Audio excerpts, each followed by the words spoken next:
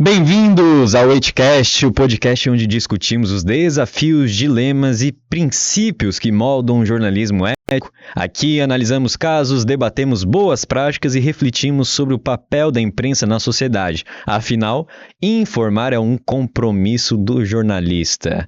Hoje, no 8º episódio do Weightcast, então você que perdeu os outros episódios já volta ou vai pra frente, porque vai ter mais pra frente também.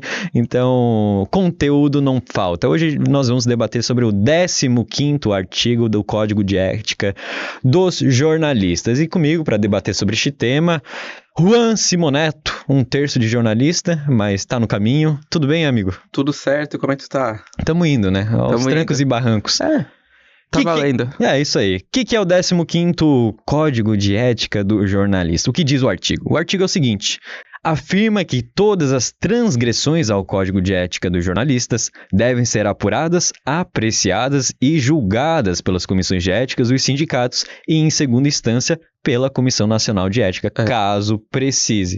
Ou seja, é basicamente o STF da categoria, né? Exatamente, de uma forma bem resumida. E é um mecanismo formal que é organizado não só para responsabilizar o jornalista, mas também proteger. Exatamente. Primeiro, pela responsabilização. Aí a pessoa pergunta, tá, como assim um STF? Como assim? Não tô entendendo. Basicamente é o seguinte: você como profissão de jornalista, não você como pessoa, você como profissional de jornalismo, após cometer, não digo engano, porque engano não vai ser julgado por isso, mas uma atitude antiética perante a profissão jornalista, você vai ser julgado e perante a isso pode ocorrer diversas coisas, desde prisões até retirada do cargo. Sim, tu vai ser julgado com base nos princípios da profissão. Então tu não é julgado como pessoa, tu é julgado como profissional e também não é julgado de acordo com a nossa lei, é julgado de acordo com os princípios do jornalismo. Exatamente. Então, obviamente, o Pedrinho Matador não vai ser julgado pelo Código de Ética do jornalismo. Então, isso tem que ficar bem claro. Mas um jornalista que insinua que o João aqui da esquina é o Pedrinho Matador, vai. Pode ser, aí que tá. Porque aí vai estar acabando com a fama, ou deixando famoso de forma desnecessária o Joãozinho aqui da esquina, né? É basicamente um mecanismo de autorregulação da categoria, né? Exatamente, autorregulação e também de credibilidade, é o que passa a credibilidade, porque aí isso filtra que não é qualquer pessoa que pode ser jornalista. Sim. Não é qualquer pessoa que pode sair divulgando informações, enfim. Bom, um breve exemplo antes da gente ir para outro tema. Por exemplo, se eu sou um político... não, eu não. Não, pode ser eu. Eu posso ser o teu político hoje. Não, tu é o Juan. Tu é o Juan, tu é o jornalista. Tu que vai cometer o crime.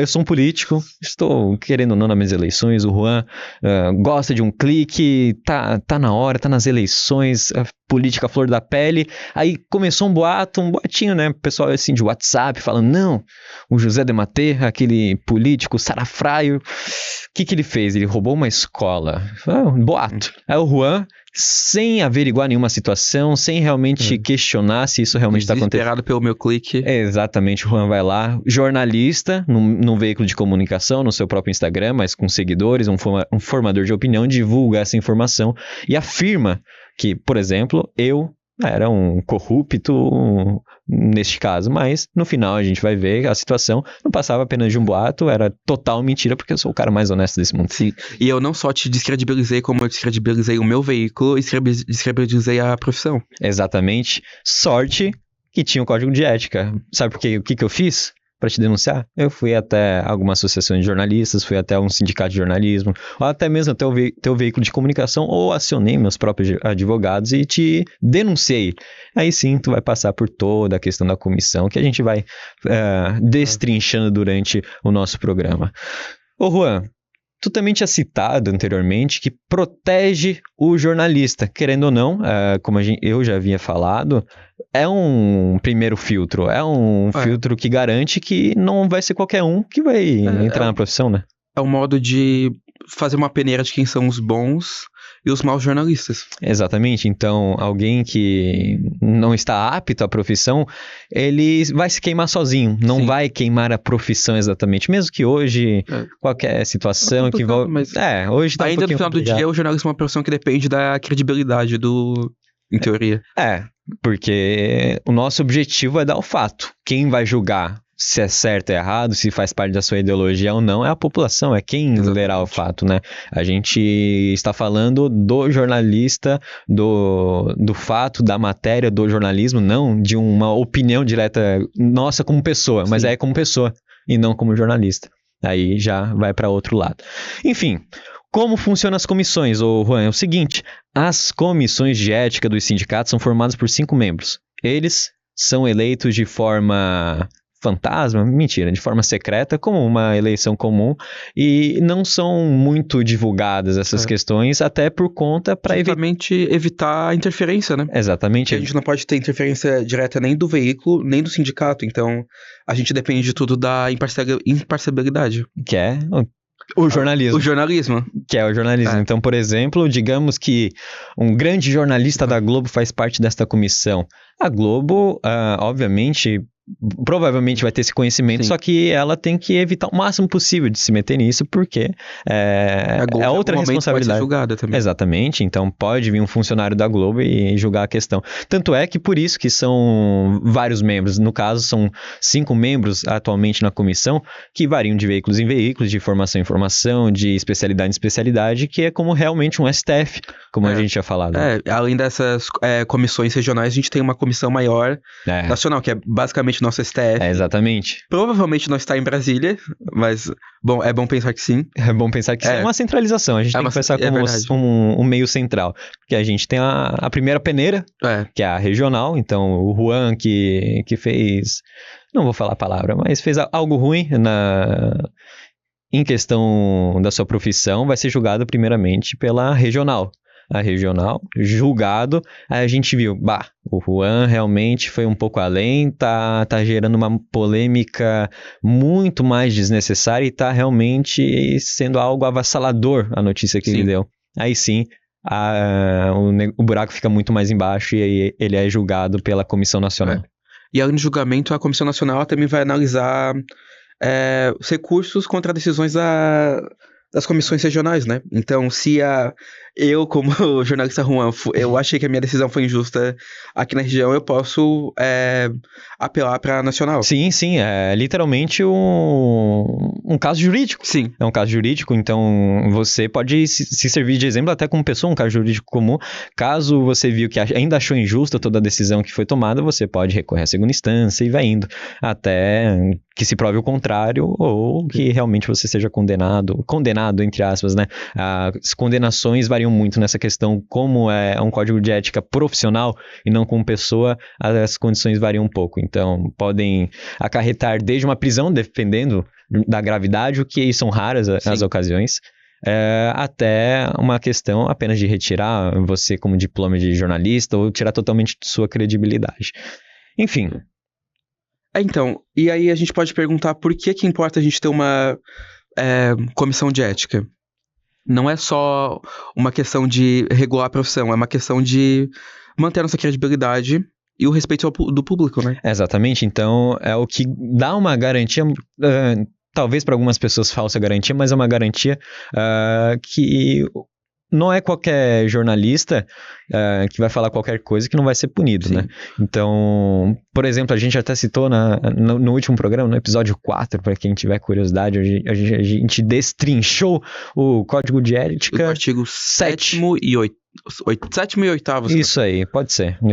Eu não me recordo o número do artigo, mas a gente destrinchou o artigo e a gente citou um exemplo, eu citei um exemplo de um caso que é cômico, né? Eu vou recitá-lo, que um jornalista de um veículo de comunicação, no momento que estava tendo as questões das CPIs, das apostas, das bets, a gente teve o cantor Gustavo Lima envolvido, a doutora Deolane também envolvida, entre outras casas de aposta, mas quem repercutiu foram esses dois influenciadores, digamos assim, querendo ou não, e o Gustavo Lima estava nos Estados Unidos na época, muito se falava, tá fugindo da polícia, tá se escondendo, tal coisa, e um jornalista de um veículo de comunicação que, vou ser bem sincero, pessoalmente, não confio muito. Mas é relativamente grande. É certa grande. relevância.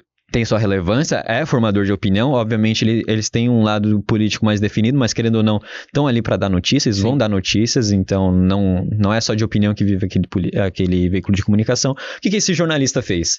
Ele, no programa de jornalismo, então de hard news, não foi um programa de opinião, citou o seguinte: notícia urgente. O que aconteceu? Estão construindo a cela que o cantor Gustavo Lima será preso. Mas sabe o que era o mais interessante, Juan? Qual era o estilo escolhido? O estilo escolhido da cela, ó. Um jornalista renomado falou isso em rede nacional, não.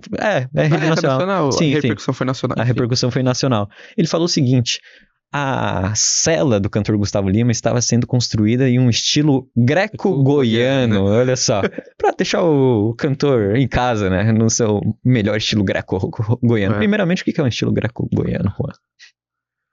Aí tu me eu imagino que sejam as referências do Gustavo Lima, né? A gente tem que lembrar a memória afetiva dele e a referência estética dos grandes. Eu não entendo o que poderia ter a ver com Atenas, por exemplo, já que é greco-goiano. É a força do embaixador. Exatamente. Então, cara, uma gafe, uma fake news. Obviamente, esse jornalista não foi julgado pela essa comissão. Sim. Porque foi ridículo o caso. Não foi, ele não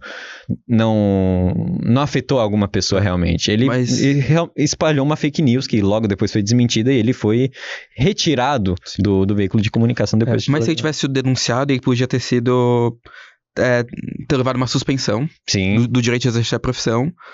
E ser expulso da entidade que trabalhava, como aconteceu. Aconteceu, mas nesse caso não precisou nem da questão, só queimou a... Sim, queimou ele, porque era uma notícia tão absurda que qualquer pessoa ia entender que era uma fake news. Até minha avó ali no WhatsApp, eu tô achando que isso tá estranho.